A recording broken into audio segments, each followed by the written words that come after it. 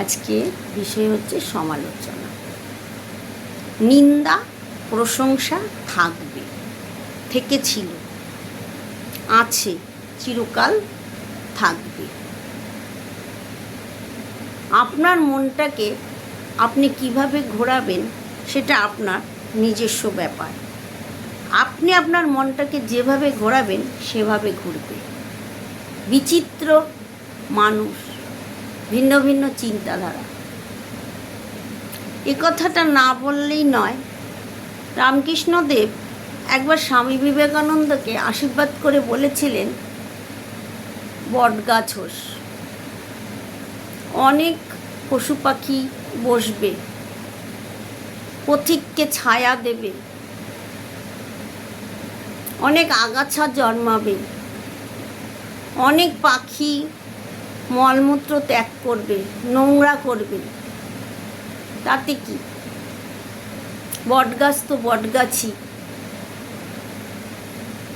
একদিন সেই বটগাছই ইতিহাস রচনা করবে। তাই বলি, পৃথিবীতে বিচিত্র মানুষ বিচিত্র রকমের চিন্তাভাবনা করেন। আপনি আপনার মা বাবার কাছ থেকে পড়াটা শিখেছেন,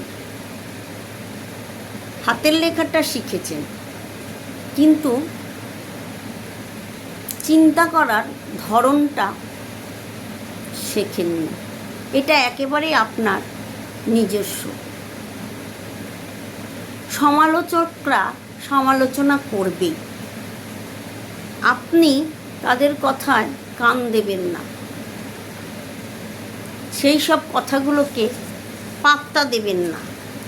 তাহলে আপনার কাজে বাধা সৃষ্টি হবে, আপনার অগ্রগতির পথে বাধা হয়ে দাঁড়াবে। আপনাকে কেউ ভালো বললেই ভালো, আমাকে কেউ মন্দ বললেই মন্দ, তাহলে আমি কি? আমার নিজস্বতা কোথায়? আমাকে লোকে কি বলল তাতে কি এসে যায়?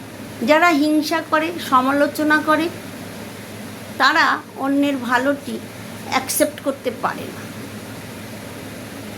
জ্বলতে দিন, হিংসা করুক, জ্বলুক।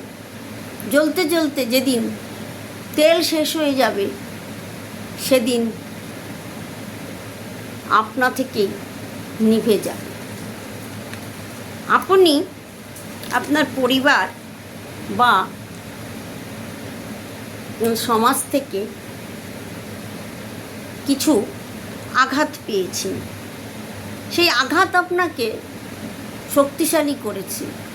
যত আঘাত পাবেন তত আপনি শক্ত হবেন, স্ট্রং হয়ে যাবেন। লড়াই করার ক্ষমতা আপনার ভেতরে জেগে উঠবে। এই জীবন থেকে আমাদের অনেক কিছু শেখার আছে।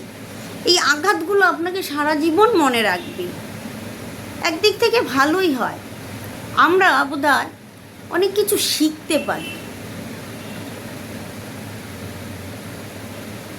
কিন্তু মনে রাখবেন, সেদিন চলে যাবে, কিন্তু আঘাতগুলো আপনাকে পিছু হটতে দেবে না। আঘাতগুলো আপনার মনে থাকবে। বিশ্বাসঘাতককে আর কোনোদিন বিশ্বাস করতে পারবেন না, সে আর আপনার কাছে বিশ্বাসযোগ্য হয়ে উঠবে না। তাই বৃহত্তরের লক্ষ্যে পৌঁছাতে গেলে আমাদেরকে এই পরগাছা, এই বাধা বিঘ্ন অতিক্রম করে এগিয়ে যেতে হবে। ঠিক বৃক্ষ যেমন পরগাছাকে নিয়েই ওপরের দিকে ওঠে, এটি আমাদের রামকৃষ্ণদেব শিক্ষা দিয়ে গেছেন। নমস্কার।